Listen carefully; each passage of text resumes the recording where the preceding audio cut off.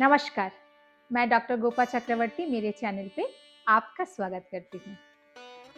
आप कभी-कभी परेशान हो जाते हैं क्या? कि मैं तो पहले बहुत ऊँचा-ऊँचा गा सकती थी, मेरा रेंज तो बहुत अच्छा था, लेकिन आजकल मैं नहीं गा पाती हूँ। अगर आप बहुत सालों से गा रहे हैं तो।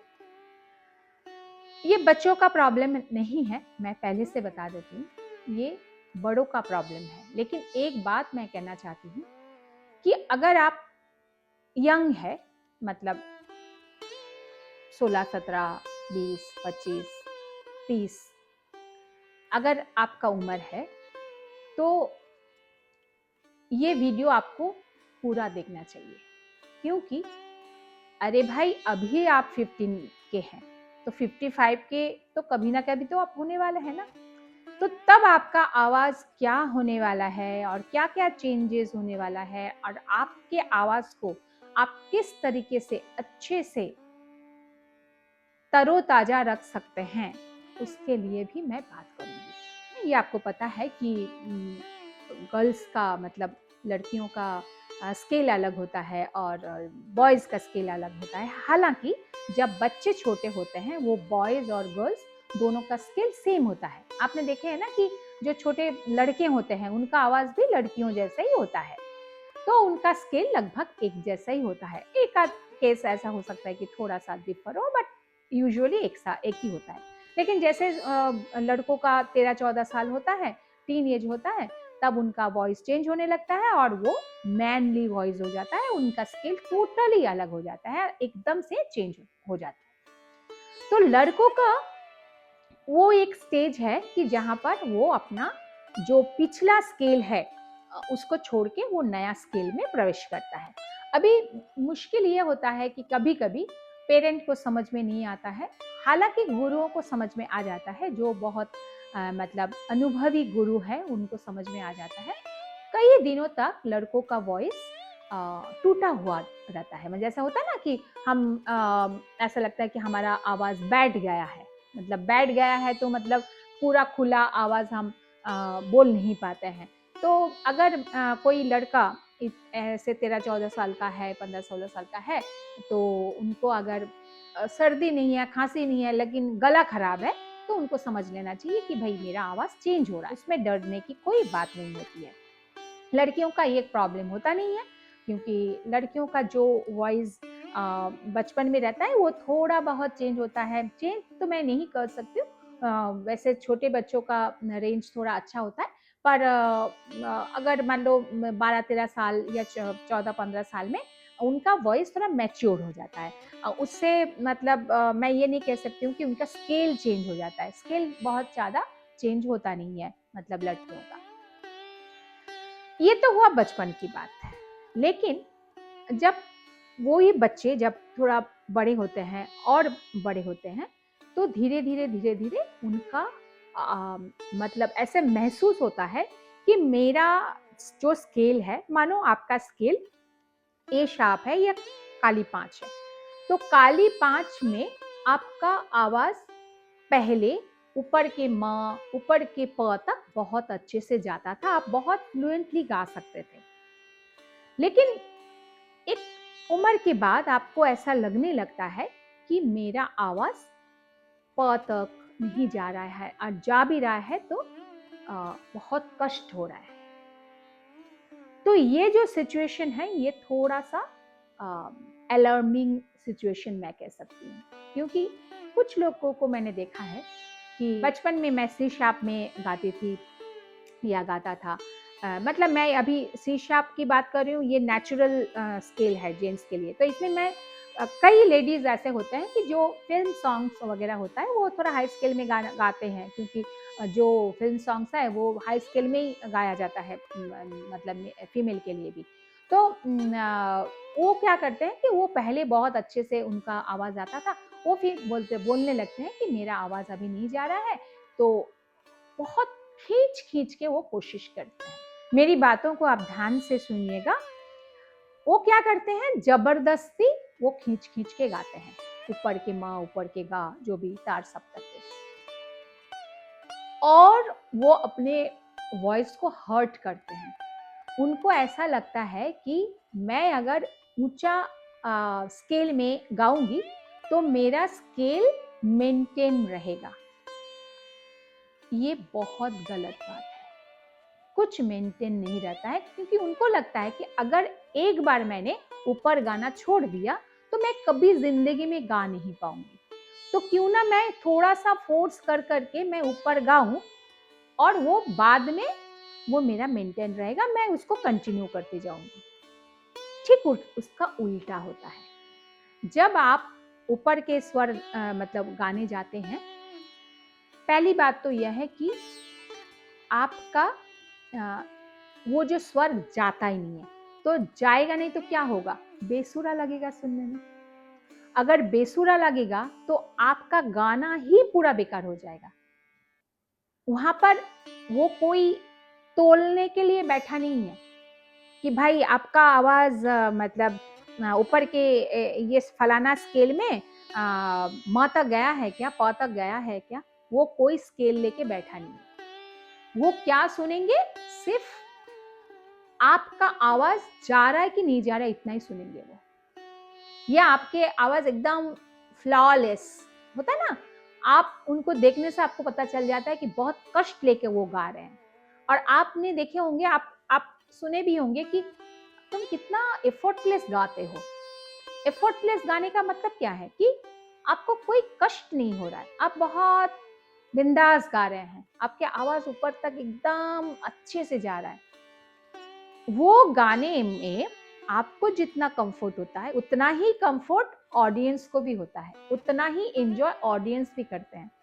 कभी कभी देखा जाता है वो बहुत मुंह को मींच के बहुत कष्ट करके ऊपर चले भी गए, लेकिन उसका इफेक्ट नहीं आया।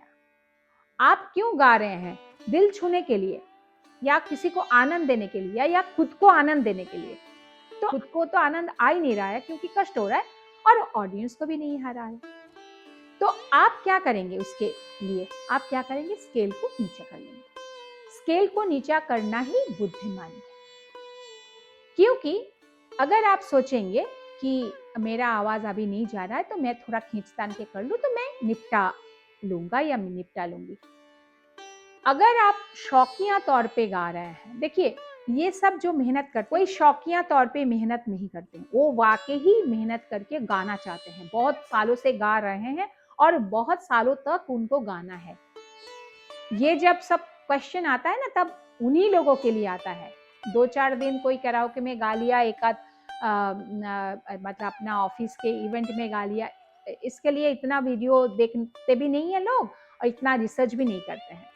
देखिए, अगर आपका टेम्पररीली, मतलब मानो कुछ दिन तक आपका आवाज नहीं जा रहा है, आपने खींचातानी करके देख लिया, मतलब ठीक है, एक बार ट्राई कर लेना चाहिए। ऐसे कोई हमेशा के लिए आपका आवाज डैमेज हो जाएगा ऐसा होगा नहीं। तो आपने थोड़े दिन देख लिया कि भाई मैं थोड़ा सा और रियाज करके देखूं। देखिए, इसका सबसे मतलब इफेक्टिव जो रिजल्ट मैं कहूंगी और इफेक्टिव काम होता है आपका रेगुलर रियाज। अगर आप रेगुलर रियाज करते हैं, रियाज कौन सा, एकदम अलंकार का प्रैक्टिस। अगर आप क्लासिकल सीख रहे हैं तो क्लासिकल का प्रैक्टिस करिए। भले आप गा रहे हैं फिल्मी गाने, भले आप गा रहे हैं गजल भजन जो भी, लेकिन अगर आप अलंकारों की प्रैक्टिस करते हैं, आलाप की प्रैक्टिस करते हैं, फ्लेक्सिबल रखने के लिए तानों की प्रैक्टिस करते हैं, तो आप थोड़ा बहुत सेफर साइड में हैं। क्योंकि अचानक अगर आप ऊपर के स्वर को लेने जाएंगे तो आपका आवाज हार्ड होगा ही होगा। लेकिन अगर आप कंटिन्यूअसली एक रियाज में हैं, रेगुलर रियाज करते हैं, रेगुलर आपका आवाज ऊपर जाता है, तो आप समझ सकते हैं कि हाँ मैं मतलब अभी मानो आज नहीं आया मेरा ऊपर के माँ या पा, लेकिन कल आ जाए। लेकिन अगर आप देख रहे हैं लगातार मानो 1 महीना, 1.5 महीना, 2 महीना तक आपका आवाज नहीं जा रहा है और आपको कोई सर्दी खांसी कुछ भी नहीं है, ऐसा ही आपका नॉर्मल है, इवन दो आपका आवाज नहीं जा रहा है, दैट मीन्स आपको अपना स्केल को चेंज करना पड़ेगा, आपका स्केल को नीचा करना पड़ेगा। नीचा कितना, हाफ नोट। हाफ नोट नीचे करके आप देखिए कि आपका आवाज़ जा रहा है कि नहीं। अगर आपको लग रहा है नहीं, हाफ नोट में भी नहीं हो रहा, हालाँकि एकदम मतलब धड़ाम से आप एक स्केल को नीचे नहीं करना चाहिए, हाफ नोट नीचे आना चाहिए। मतलब हाफ नोट में आप 1 महीना प्रैक्टिस करिए नीचे करके। अगेन आपको लग रहा है कि नहीं, मैं बिल्कुल भी कम्फर्ट नहीं हूँ, आपको नीचे और एक हाफ नोट नीचे करके आप देखिए कि आप थोड़े दिन प्रैक्टिस करके मेरा आवाज़ एकदम अच्छा जा रहा है, ऊपर भी जा रहा है, नीचे भी। क्योंकि देखिए मतलब अगर हम लोग स्केल को लो करते हैं, तो नीचे गाने में भी तो प्रॉब्लम होता है ना, नीचे आपका आवाज़ एकदम जैसे बहुत भारी आएगा, वो भी नहीं होना चाहिए। अब नीचे तो भी हम लोग मैनेज कर लेते हैं, लेकिन ऊपर का ही प्रॉब्लम होता है, ऊपर सुर जाने का प्रॉब्लम होता है, नीचे सुर जाने का प्रॉब्लम नहीं होता। ज़्यादा से ज़्यादा क्या होगा, आपका थोड़ा वॉइस लो हो जाएगा, सुनाई कम देगा। आजकल अगर आप बाहर गाते हैं तो फिर माइक वगैरह होता है, नहीं भी होता है तो भी आपको तो सुनाई देगा देगा, वैसे सुनाई देता थोड़ा लो आ जाता है। अब मैं एक बहुत इंटरेस्टिंग बात करती हूँ कि ये जो प्रॉब्लम होता है ना, ज़्यादातर लेडीज में होता है। ये एक्चुअली मुझे भी नहीं मालूम था, क्योंकि हर चीज़ में मुझे मालूम होना ज़रूरी नहीं। मेरे साथ अगर हुआ भी है तो मैंने सोचा शायद ही मेरे साथ होता है होगा, पर सबके साथ होता है। सब लोग तो ढिंढोरा पीट के बोलेंगे नहीं कि देखो भाई मेरा स्केल नीचे हो गया, मेरा स्केल नीचे हो गया, कोई बोलेंगे नहीं, कोई बड़े आर्टिस्ट तो बोलेंगे ही नहीं। लेकिन मैं बहुत रिसर्च करती हूँ, करती रहती हूँ, ये मेरा स्वभाव है। जब मानो किसी का गाना अच्छा लगे तो मैं उनका स्केल चेक करती हूँ कि कौन सा स्केल में गा रहे हैं, क्योंकि मैं उस स्केल में गा पा रही हूँ या नहीं, ये मैं करती हूँ। मैंने देखा, मैं नाम नहीं लूंगी, आर्टिस्ट कुछ आर्टिस्ट ऐसे हैं जो फीमेल आर्टिस्ट हैं, उन लोग फलाना सेम गाना, जैसे मानो रंगी सारी जब वो यंग थे वो एक स्केल में गाते थे। अब थोड़ा एज के बाद उनका स्केल उन्होंने चेंज कर लिया। फिर मैंने कई पॉडकास्ट मैंने देखा, उसमें मैंने एक बहुत ही नामी जो रिसर्चर है उन्होंने कहा कि ये लेडीज का प्रॉब्लम है कि सर्टेन एज के बाद उनका आवाज धीरे धीरे स्केल चेंज हो जाता है, और काफी हद तक, मतलब लगभग एक स्केल तो ऑब्वियसली 1, 1.5, 2 स्केल आपका उनका नीचे हो जाता है, थोड़ा बेस हो जाता है। मैंने सोचना शुरू किया कि भाई ऐसा क्यों होता है।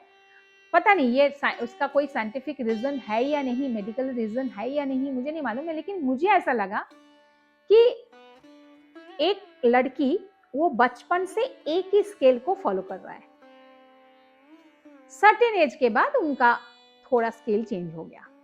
लेकिन लड़कों का ऐसा नहीं है। एक लड़का अपना 13-14 साल तक एक स्केल को बिलोंग कर रहा है, मानो ए शार्प कर रहा है, जी शार्प कर रहे हैं, लेकिन अचानक उनका स्केल बदल जाता है। तो वो जो 14-15 साल उसने एक स्केल को बिलोंग किया, और दूसरे पूरा 13-14-15 साल के बाद वो दूसरे स्केल में प्रवेश कर गया, हो सकता है कि उनका वो स्केल प्रोलॉन्ग हो गया। एज के हिसाब से अगर मैं देखा जाए तो वो स्केल को वो फिर उसी को लेके आगे गया। पर थोड़ा ज़्यादा जब उम्र हो जाता है, मतलब मानो करीब 60 करीब, मैंने, क्योंकि मेरे पास ऐसे लोग भी बहुत आते हैं, मैंने देखा है कि उनका स्केल थोड़ा सा नीचा हो जाता है, मतलब पूरा एकदम 60 के अब भी एकदम पहले जैसे सी शार्प में डी शार्प में गाते हैं, ऐसा नहीं, उनका स्केल थोड़ा नीचे हो जाता है, वो इतना निभा नहीं पाते हैं। अब रही जो लोग फिल्म सॉन्ग गाते हैं, अभी तक जो मैंने बात किया ये सब क्लासिकल के लिए बात किया, क्योंकि क्लासिकल गजल भजन ऐसे जो फिल्म सॉन्ग गाते हैं उनको बड़ी मुसीबत होती है, क्योंकि वो एक स्केल में, मतलब एक स्केल क्या, वो तो डिफरेंट स्केल में उनको गाना पड़ता है। क्योंकि फिल्म सॉन्ग अगर किशोर कुमार के गाने गाए तो अलग स्केल, उनके मुकेश जी, रफ़ी साहब, अरिजीत सिंह, फलाना फलाना फलाना, सबका स्केल अलग अलग है, और वो चाहते हैं कि वो ही स्केल में वो करे अगर ओरिजिनल गाना है तो। फिर उनको थोड़ा सा मुश्किल होता है, वो समझ नहीं पाते हैं कि भाई मुझे कौन सा स्केल मतलब में गाना चाहिए, या म्यूजिशियंस को मैं क्या बोलूं। अगर उन्होंने इतना रिसर्च किया है कि भाई मेरा स्केल ये है, क्योंकि फिल्म सॉन्ग कभी भी एक स्केल में नहीं गा जाता है, तो फ्लेक्सिबिलिटी आपकी आवाज़ में बहुत ज़रूरत है जब आप लाइट म्यूजिक गाते हैं या फिल्म सॉन्ग गाते हैं।